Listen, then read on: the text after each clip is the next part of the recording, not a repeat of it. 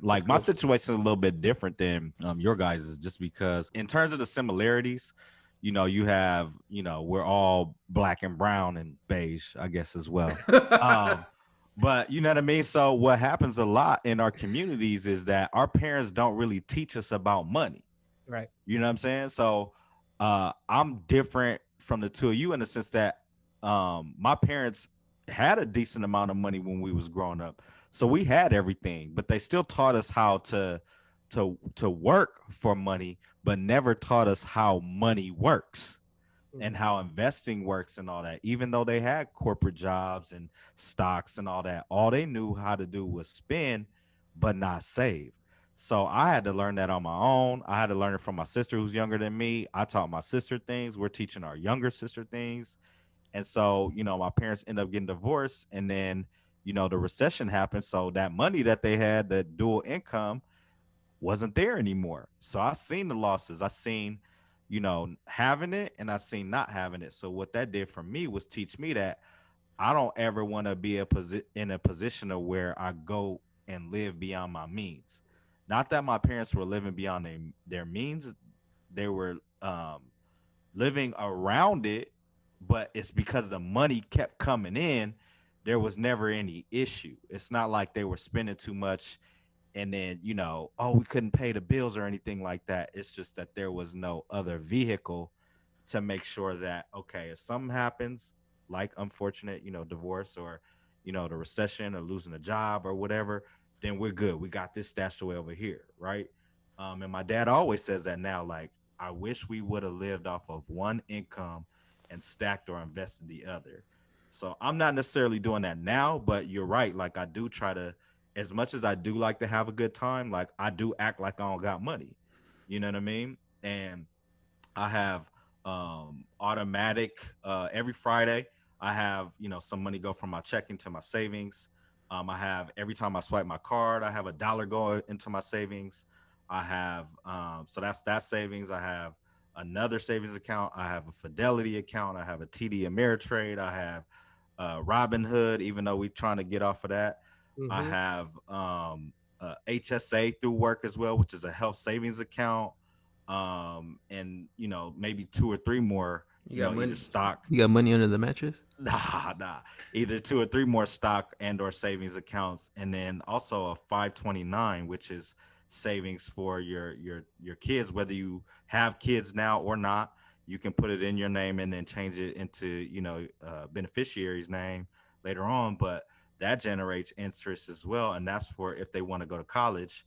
And in reading up on it, I found out that even if they decide not to go to college, they could still have that money as well. RIAs, et cetera, et cetera. So for me, I'm a little bit different than Andy, and he and I had this conversation the other day to where I'm a little bit more conservative when it comes to stock, though. Like I'm a long-term investor, and I'm sure that I could be making a lot more money if I was, investing the way that Andy does. But for me, like I just want the reason why I have all those accounts is because I want it out of sight, out of mind.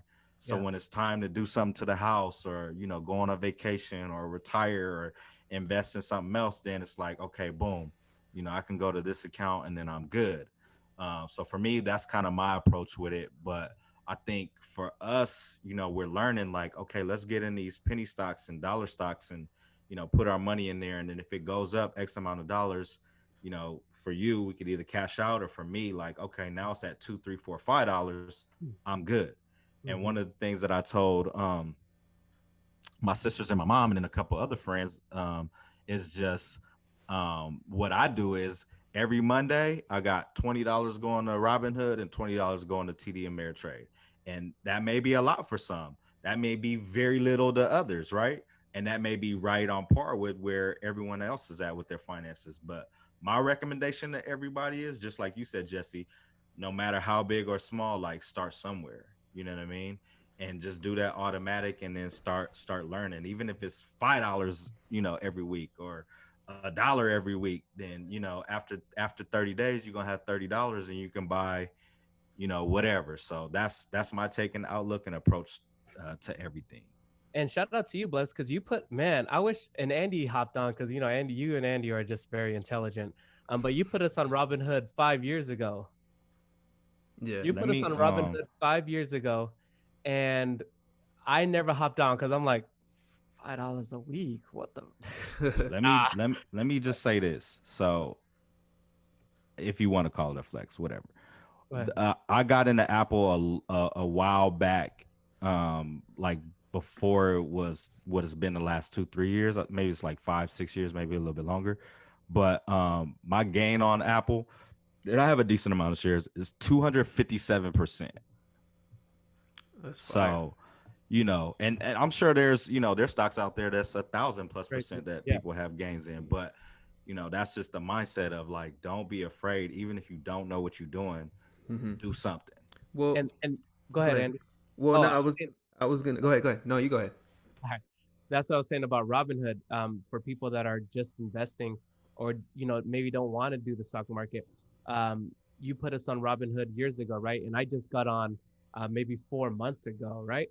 And I put 25 a week, like 25 a week, just go straight into there, and I'm already close to $1,000. I'm like, dude, I didn't even know I put that money in there. Like, I'm like, okay, and then they're investing that money. I put aggressive too. I was like, be aggressive with my money. Like, no shame. be, throw my money around. You talking about Acorn or Robinhood? I mean, Acorn. Both. Well, No, both Acorn. though. Oh yeah, Robin Hood that too, but yeah, Acorns too. Like Acorn Acorns. invests it for you, and I think Yeah. that's cool because, like you said, out of mind, out of sight. Like you don't see it, you don't think about it, and next thing you go in there, you're like, dang. But I'm just mad I didn't do it 60 years ago when you first mentioned it to us. Well, There's that's a what Acorn. Look, I started it roughly around that time, and I sent y'all the invitation and everything. But even my performance on that's kind of an out of sight, out of mind thing. So I have $5 every day goes in there for me, and then Oh, it rounds up, and then I have the uh, Roth IRA through there as well. But my that's basically like a savings vehicle more than an investment. Like you can do gains, but my gains on that, the performance is 37% return on that too. So yeah. it's like, like I said, no matter how big or small, even if you want to do $1 a day, if you can afford that, like do something. Yeah. yes. I think both of you guys said like powerful things, and we have to remind people that are listening that we're all in past our mid 30s, and it's taken us years of experience and downs and ups to get to a place where we've built the knowledge to understand how the money works. As Blevin said, like we understood money, but we had to learn how money works. And then what I will encourage everybody to just kind of understand this, that if you do decide to, and a lot of people know this, if you decide to put your money in the bank, um, you got the money, the dollar depreciates. So like this bottle could have cost $1 in 2000, I don't know, 18, let's just say, but in 2021, this costs $1.25. And if you just would have put your money in the savings, that means you're actually losing money because the price of living, cost of living is higher, and the money did not, actually depreciated. So the one take that I think everybody should take out of this is that don't put all your money in one place. Diversify it. Put it in different places. Like Blevins has it all over the place. I have I have money all over the place too. But I just know that my money is gonna be it's gonna be profitable in every other place more than it would be in the savings. But I also recommend also to have a savings, though. You do want to have some For money sure. on the side. That's If easily accessible. is easy accessible, that's liquid, that you can just grab when you need it, that's not tied up. And that's why I began saying, like, don't put all your life savings into one place, because you just never know. But I love both of you guys. That you guys are, in a great place, and I'm glad we're having this conversation because a lot of people need to hear it. And you are absolutely right. The cost of living goes up exponentially, and the cost of goods goes up exponentially.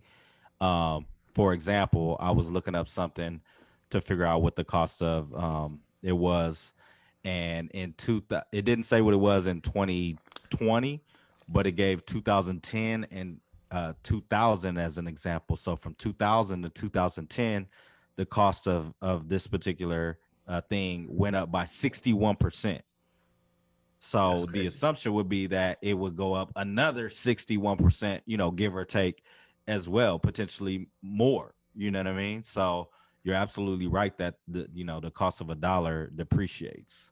Yeah. So you Too got to earn.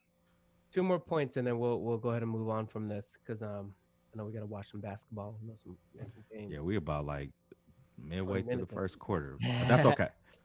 But it's funny before I get into these two things. It's funny like when you watch movies or you talk to people or you see those shows like when people ask for money, like, "Hey, you got this money? Oh shoot, my money's tied up. I'll have it in a couple of days." But being a stock, like I understand that because it's like yeah, that's true, right? Like now I get it because if somebody was like, hey Jess, I need about 2-3K. I'm like, oh shit, that's the money I just put in the stock. Like, oh, you gotta give me a couple of days for it to Andy clear. would go into his sock. You would Eddie would have just Let's pulled go out get his the wallet. knot. There Let's you go go. get the knot real quick. But a quick thing, Andy, since this is your segment right here, right? Um, just tell us what is the dumbest thing that you ever did? Like maybe you invested and you're like, why did I invest this? And or like your worst loss, like this is the hot stuff, and then you just tanked. uh, this was definitely over a year ago. I invested in this company that I think I put like 3,000 in it. My first like big purchase, and I didn't have the notion to like have a game plan for it, and it went up, and I was up like 5,000 on top of the three, so I was up like eight. I mean, total of eight, and I'm like, you know what? It's gonna keep going up tomorrow. I'm gonna just let it sit in the market. Bad news happens. The next morning, it drops like crazy. My $5,000 gain gone. My $3,000 investment down to 1,000. So in a matter of less than 24 hours, I had lost what was that, like $7,000. Mm-hmm. And that was heartbreaking. That was really, really heartbreaking. But what that did to me though is that I had two choices. One, all right, man, I'm done with this. This is not gonna work out. The other option was, what happened? How can I get better at this? What do I need to do to understand how to be successful with this? And then that's when I went through some online courses, put in the time, YouTube videos, reading, whatever it may be. And yeah, that was my worst loss right there. But I got it back though. I got it back. We're gonna probably have monthly segments where you come in here and educate us. Maybe learn how to do stop losses, how to like how to read the charts.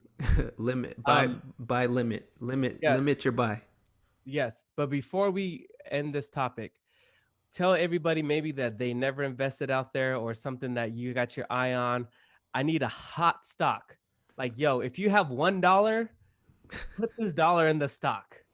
What would that Disclaimer stock? again: we are not experts. Yes, when we're not telling you. Jesse and I are not I don't know. experts. Andy is. Nah, I'm not.